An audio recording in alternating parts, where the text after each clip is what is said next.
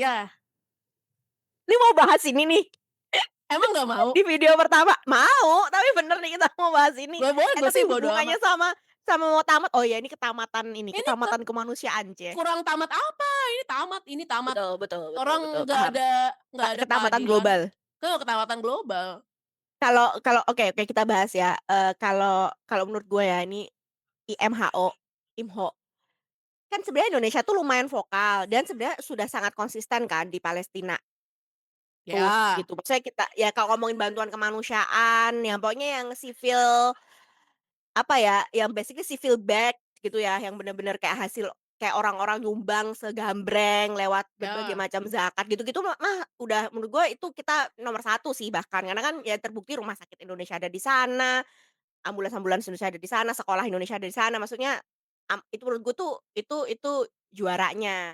Dan menurut gue belakangan juga agak nggak fair karena orang tuh kayak lupa bahwa perjuangannya Gaza tuh kan udah lama banget. Indonesia tuh ngomongin flotilla ya, flotilla tuh kan nggak cuma yang kemarin-kemarin kan, flotilla tuh kan ada sejak dari tahun 2010. dari 2010 gitu kan. Nah, Indonesia tuh kan, selalu ada relawan flotilla kan, maksudnya yang berangkat ke flotilla tuh orang-orang Indonesia pada berangkat gitu.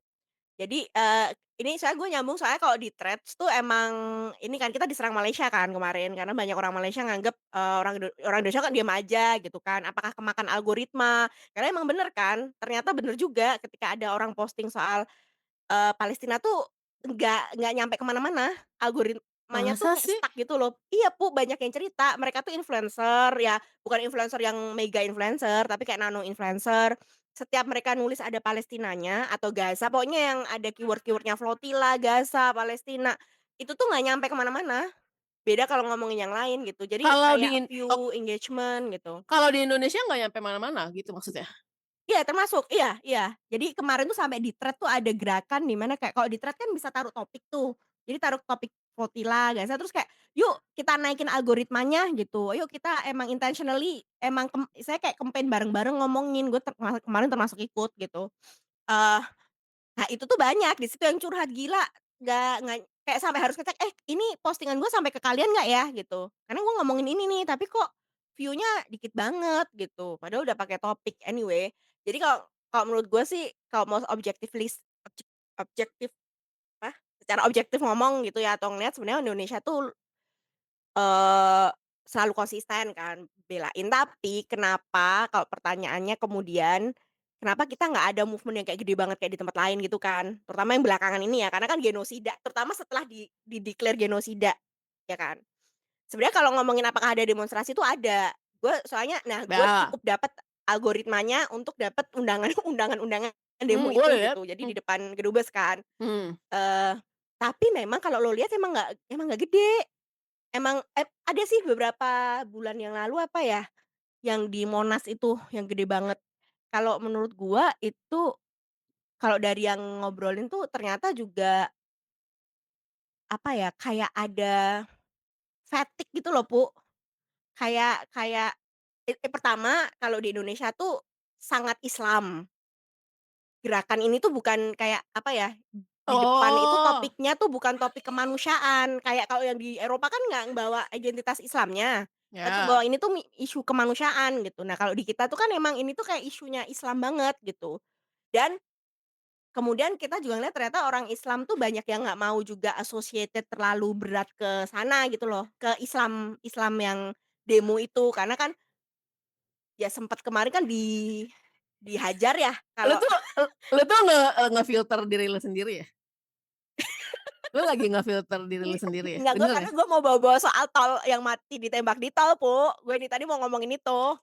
Jadi kan Memang emang emang sempet gerakan-gerakan atau aktivis-aktivis tapi yang memang membawa bendera Islam, kemarin sempet ngalamin kayak gitu dan emang langsung jadi lumayan tiarap toh. di tol apa sih ini kejadian apa sih? Ya Allah, orang-orang FPI yang ditembak Itu kan itu, udah kan habis lama. itu tiarap, loh lah iya tapi sejak itu emang lumayan tiarap kan, Oh, Emang, gitu kayak jadi oh. vokal ya itulah. Terus kayak orang tuh jadi menganggap bahwa berdemo atas nama Islam, itu kayak radikal gitu, dan orang tidak mau dianggap radikal, orang tuh pengen moderat gitu. Di Oke, Indonesia oke, kebanyakan oke. masih kayak gitu. Nah, isu ini tuh kayak ke sana, itu satu. Kedua, ya dari sisi pemerintahnya juga kita kan beda ya, kan lu lihat shifting-nya kan yang dari zaman kemarin Bu Retno yang sangat di depan, Enggak, tapi yang sekarang enggak, ya shifting-nya menurut gue terlalu baru, maksud gue ya oke iya shifting. shifting-nya Oh terjadi, terlalu drastis? tapi Heeh. terlalu baru, sehingga seharusnya nggak berdampak segitunya. Yang gue mempertanyakan lebih ke, kalau di Eropa, at least dari yang dimunculin di berita-berita, itu tuh mereka massal banget dan nggak mau kerja, Iya. dan nggak mau kerja itu kan berbahaya sebenarnya dalam ekonomi kan gitu kan. Iya iya. Itu yang paling Mhm. kuat, nggak mau kerja termasuk blue collar, termasuk dock workers, Mhm. mereka kan blue collar kan, Mhm. nggak mau kerja. Maka at least adalah sesuatu, walaupun gue begitu ceasefire langsung masih ngebom-ngebom, itu kayak bukan ceasefire ya, tapi at least ada Enggak kan sesuatu. udah dilanggar lagi ceasefire-nya. Ya, tapi at least Heeh. ada, ngerti nggak lo, ada sesuatu gitu. Ada kayak, ya udah napas dulu, napas, biar gimana, Mhm walaupun mhm walaupun tetep ngebom-ngebom ya. Jadi at least ada sesuatu, tapi itu hanya di Eropa, kenapa Indonesia enggak? Itu, gue mhm. tadinya berpikir karena di Indonesia masalahnya juga banyak, jadi nggak bisa mikirin. Itu juga, argumentasi kedua sih, bahwa kemarin aja kita habis kayak gitu, kayak ini tuh lagi semua orang lagi susah, suruh mikirin orang lain, lah orang negaranya lagi kayak gini gitu, suruh mikirin orang lain gitu. Kayaknya kayaknya orang tuh lagi capek banget sih, kalau gue merasa ya, untuk nggak punya bandwidth untuk mikirin Gaza gitu. Karena, kondisinya lagi sekacau itu. Itu juga sih kalau gue menurut itu. Jadi kayak ada kombinasi lah. Gitu. Soalnya gue juga ngeliat beberapa temen gue yang gue tahu sangat pro kemanusiaan, juga nggak terlalu vokal gitu. Yang gue lihat teman-teman gue yang vokal sama sama Gaza itu emang kebanyakan teman-teman yang memang sudah bekerja secara profesional di sektor kemanusiaan. Jadi maksudnya kayak cannot afford to not gitu loh, cannot afford to not talk about Gaza karena itu kayak bagian dari pekerjaan gitu. Hah, gimana gimana? Tapi Yang udah profesional di jadi kan gue kan kerja pernah kerja, gue jangan nyebut nama kantor heeh, ya heeh. kayaknya. Kan ya pernah kerja di sebuah, organisasi, beberapa organisasi yang memang ada organisasinya emang di isu kemanusiaan kan, isu kemanusiaan, bencana, di daerah-daerah konflik. Nah, Nggak tahu teman-teman gue. gua Hah? nah, teman-teman gua yang kerja di situ ya otomatis vokal soal Gaza, karena itu part of the Oh, work gitu loh. oh, oke, oke, oke, Nah, oke. ya tapi teman-teman gua yang gua tahu sebenarnya lumayan SJW, yang lumayan kalau ada isu-isu yang ketidakadilan gitu-gitu tuh lumayan vokal nih gue lihat, oh nggak terlalu vokal juga ya kalau soal Gaza gitu. Cuman dia Oh, tapi gue ngelihat dia vokal pada saat yang bersamaan sedang vokal untuk urusan untuk lain, urusan urusan lain dalam yang ada negeri di Indonesia gitu. kan. Iya, gitu sih.